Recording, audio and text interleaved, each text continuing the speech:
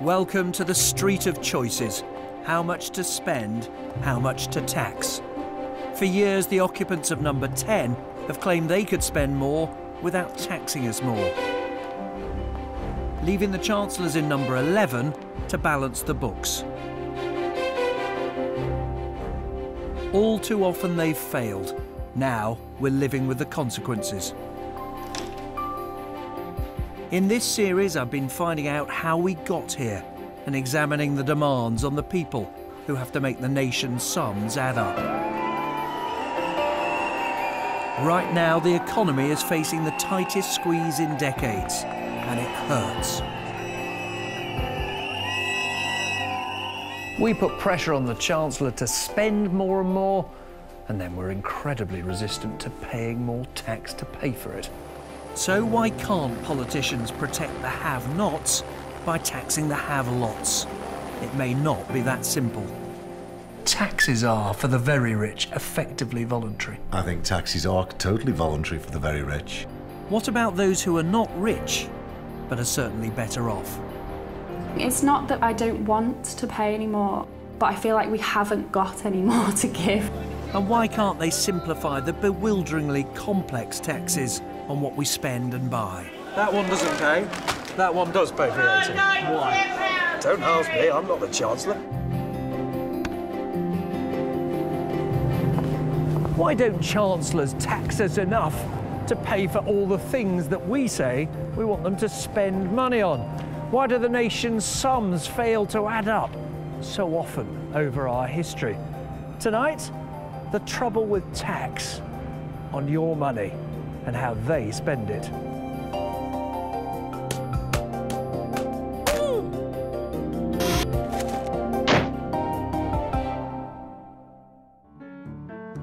Let's begin at the beginning.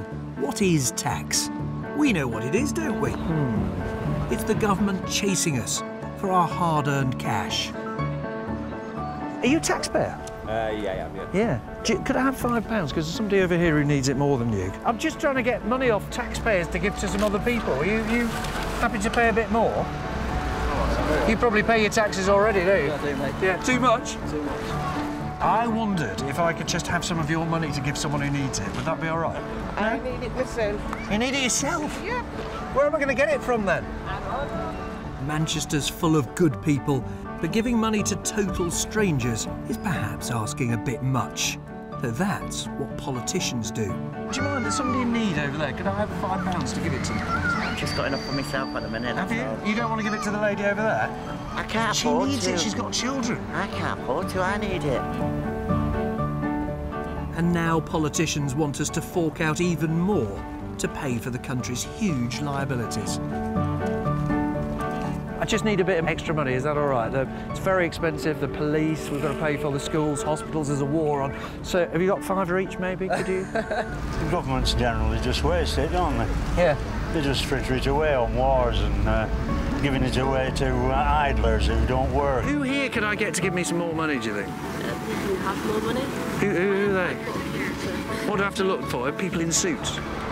So I'm very sorry to stop you in your lunch break. Not at all. Have you got your wallet on you? There are quite a lot of people in need here, and a lot of public services need to be paid for. And I wonder if you could just give me some more money for them. I'm afraid I can't afford it. No? I think it's a familiar story you will be hearing. I don't seem to be able to persuade anybody to part with their hard-earned cash so I can hand it on to somebody else, which is a bit of a problem for governments, really, because taxes are the way that they take from one and give it to another, maybe even back to us when we're unable to work or sick or old. And if a nice guy like me can't do it, imagine how much harder it is for politicians. Well, the public obviously want to spend money on very worthwhile causes that either affect them or other people. The public also don't want to pay for it. They believe the government can find other people to pay for it. Talking about tax and politics is a bit like talking about sex and public. You know, everybody knows it's around, but, you know, they don't like to talk about it too much. And I think people tend to be so cynical now about what government does. It's always going to be a difficult conversation, but, you know, perhaps it's a good time to have it. A good time because we're living way beyond our means. Last year, the government raised £549 billion in taxes. A huge amount, but much less than they were spending. Stimulating growth is one way to close the gap, but how else could they raise more to make the books add up? Remember that number? £549 billion, the amount raised in taxes last year? Well, 3 big taxes raised more than 60% of that. The big daddy is income tax. It generated £152 billion. But since politicians have been a little afraid to put the rate up for many years, they've looked instead to another tax on our incomes. It's not called a tax, it's national insurance, and it raised more than most people think, £97 billion last year. The amount raised by VAT, value-added tax, has doubled in the past 30 years. It raised £86 billion. Since then, of course, the rate's gone up. No other taxes raise anything like as much as those 3. Businesses pay in all sorts of different ways. They pick up more than half the bill in national insurance, they pay rates and other taxes, and then there's corporation tax, which generated £43 billion last year. Next comes the little guys, although it probably doesn't feel like that a lot of the time. Add fuel tax, for example, to the so-called sin taxes on booze and fags. Last year, the government raised £46 billion. Council tax, which a lot of people don't like, added just £26 billion to the nation's coffers last year. And then there are all those little ones that we like to curse. Stamp duty when you buy a house, £6 billion. Inheritance tax, £3 billion. And you can't even fly away from the problem without paying tax on that plane ticket, £2 billion. So short of inventing an entirely new tax, there are your options.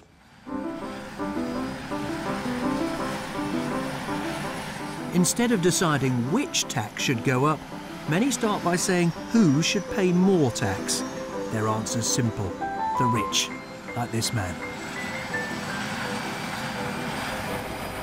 OK, so we're ready for departure if you are. I'm happy, yeah, thank you very much.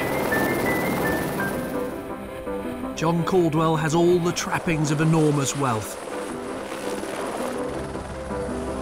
A helicopter, a yacht, and a vast mansion. That feel good looking at that? It's a fabulous house, isn't it? Lovely. I've always loved Jacobean architecture, Elizabethan Jacobean. Caldwell's a great British success story. His Phones for You mobile phone business created thousands of jobs, and when he sold it, netted him £1.5 billion. How does a lad from a terraced house with an outdoor loo here in Stoke feel about living in that 50-room mansion a few minutes away? Well, of course I feel lucky and privileged, but by the same time I don't sort of look at it and it takes my breath away, because it sort of took me 35 years to get there.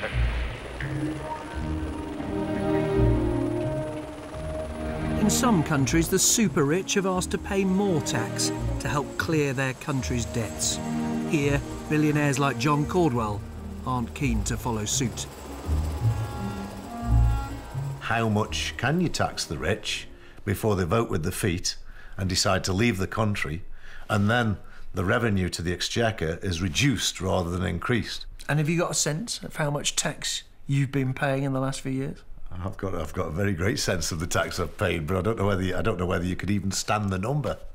Go on. Well, if we go from what I've already paid since selling the business, and then include what is due and going to be paid, we are definitely talking of around about £280 million. Caldwell's proud that that sum could pay to build 14 brand new secondary schools. But he doesn't like paying his tax one little bit. You choose to give quite a bit of cash now to charities. Why do you feel better about doing that than paying your tax bill?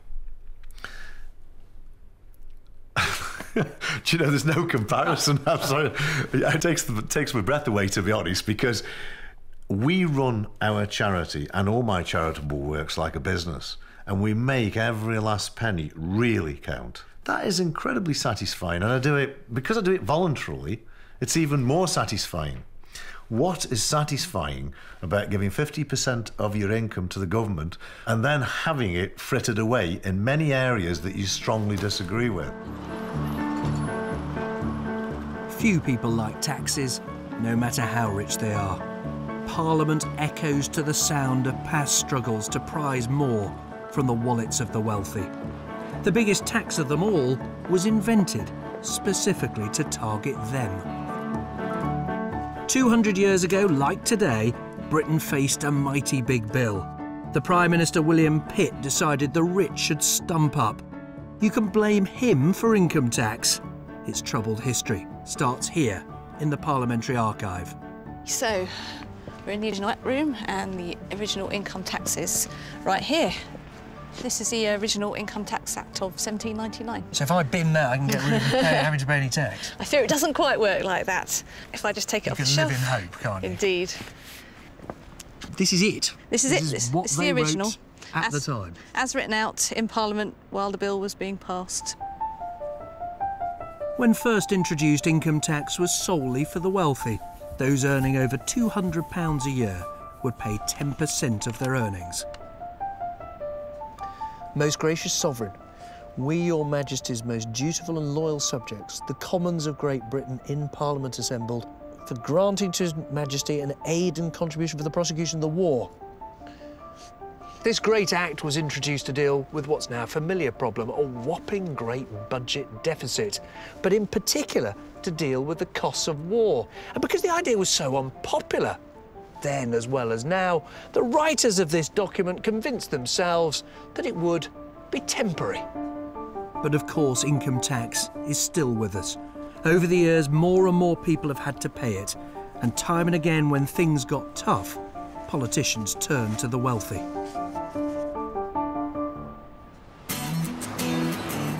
Back in 1973, hammering the rich was thought to be a surefire vote winner. Just before an election, Labour's Shadow Chancellor made this prediction. I warn you, there are going to be howls of anguish from the 80,000 rich people who are rich enough to pay over 75% on the last slice of their income. Denis Healey boasted that he'd squeeze the rich till the pips squeaked. At the Treasury, he went further, raising the top rate of income tax to 83%. It was, in fact, the Stones, not the Pips, that did the squeaking. They and other celebrities complained bitterly. Basically, I mean, we have to give all the money to the revenue, bless them. I mean, they should really be promoting the tour. I mean, they're doing very well out of it. The Rolling Stones could avoid their soaring tax bill by rolling out of Britain, along with Rod Stewart, Michael Caine and countless other wealthy people, leaving Labour to be branded the High Tax Party.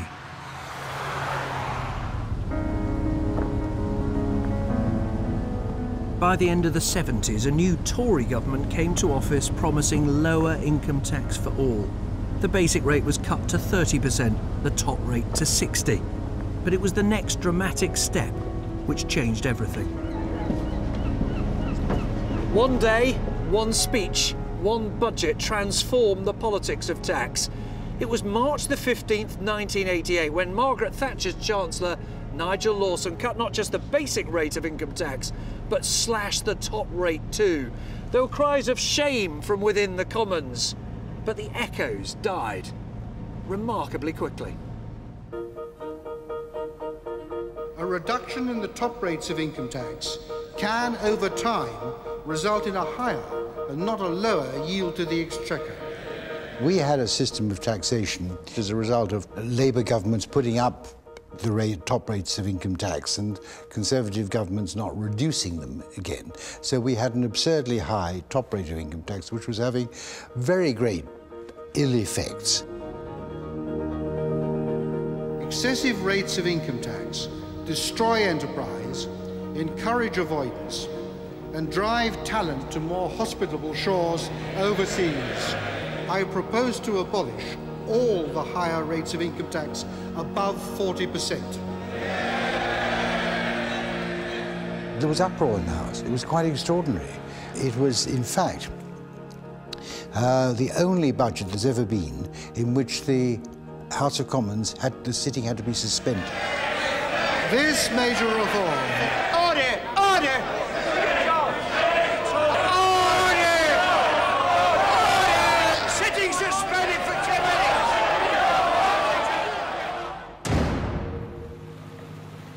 Outrage would soon turn into acceptance.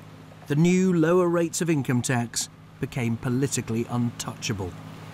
A decade later, New Labour and Tony Blair pledged not to raise income tax, even for the rich.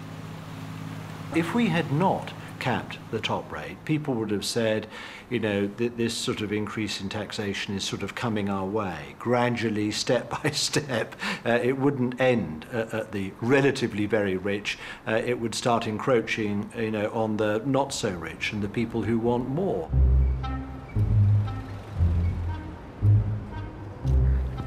That, in short, was the dilemma which the last Labour government wrestled with.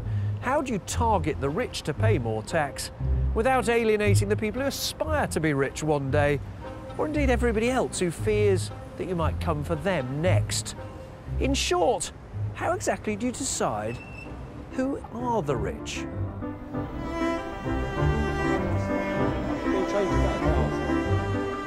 It's race day at Newbury in Berkshire, home surely to one or two rich people.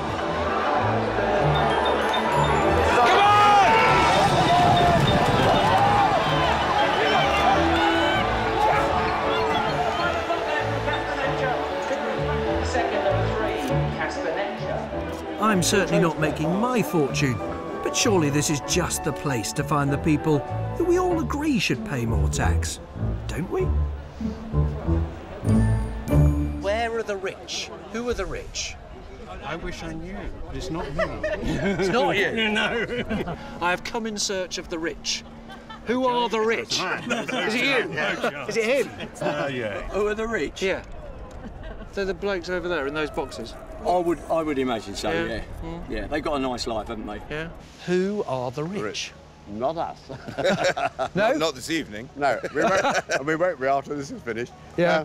No, by the rich, you mean the very rich. That's what he means, not the middle people like us.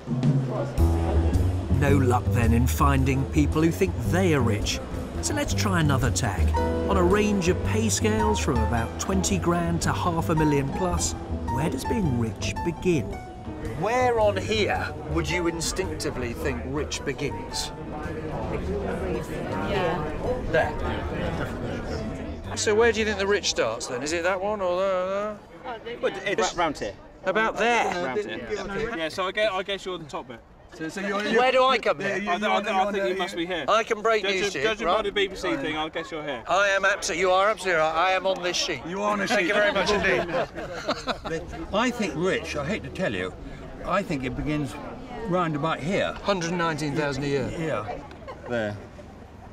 119,000. That's rich. Yeah. So some agreement about who the rich are, but how many people are that well paid? How many people earn that sort of money? Oh, not many. Not many. About how many? About 20%. 20% earn more than 120,000? Yeah. I would say 10. 10%? 25% of the country earn more than 119,000. Shall I tell you the answer? Yeah, go on then. 1%. Is that right? Only one? Only 1%. Is that really?